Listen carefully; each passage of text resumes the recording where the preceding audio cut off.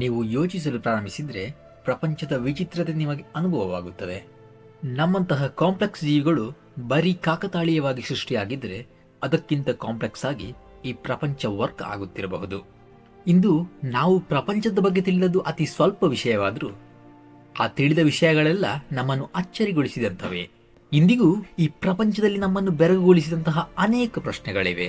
ಅಂತಹ ಒಂದು ಪ್ರಶ್ನೆ ನಮ್ಮ ಇಂದಿನ ವಿಡಿಯೋದ ವಿಷಯ.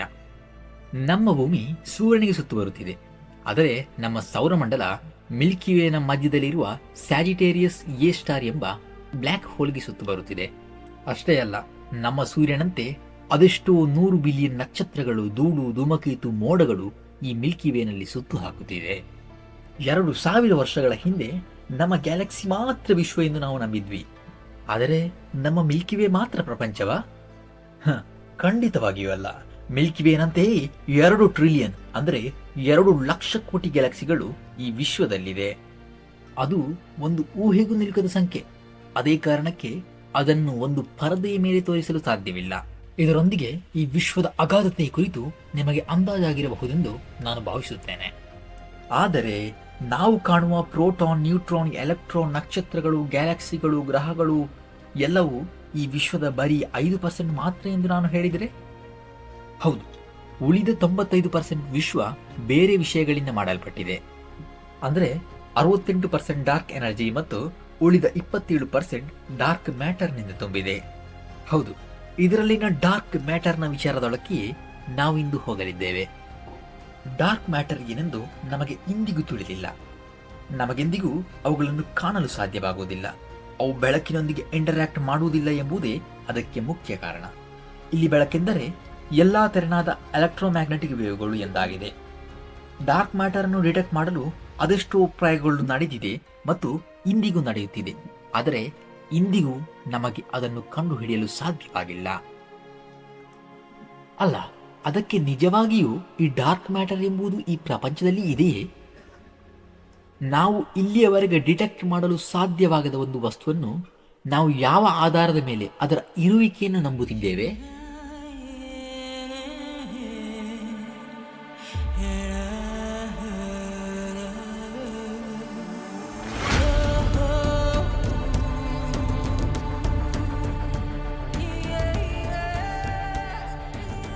ಸಾವಿರದ 1928 ಜುಲೈ 23 ಪೆನ್ಸಿಲ್ವೇನಿಯಾ.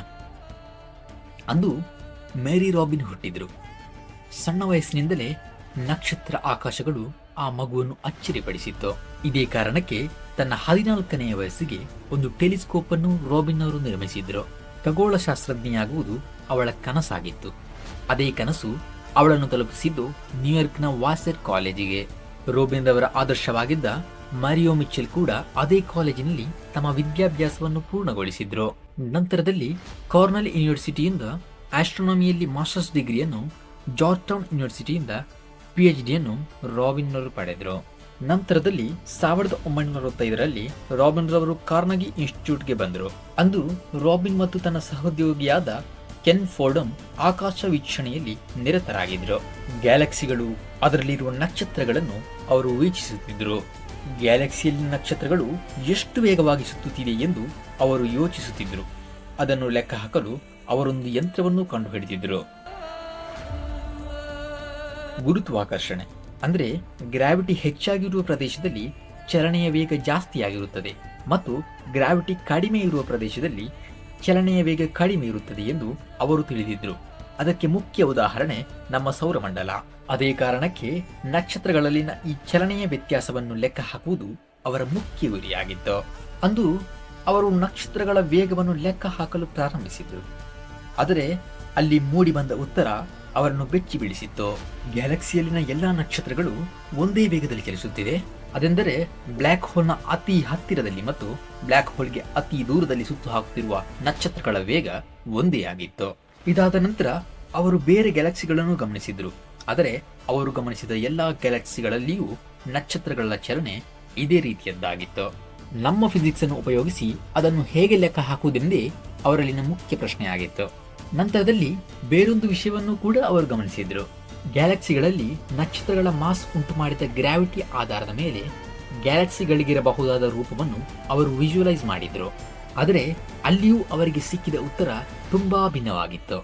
ಪ್ರತಿಯೊಂದು ಗ್ಯಾಲಕ್ಸಿಗಳಲ್ಲಿನ ಎಲ್ಲಾ ವಸ್ತುಗಳ ಮಾಸ್ನ ಕಾರಣಕ್ಕೆ ಅವುಗಳನ್ನು ಒಂದೇ ಸ್ಥಳದಲ್ಲಿ ಹಿಡಿದಿಡಲು ಸಾಧ್ಯವಿಲ್ಲ.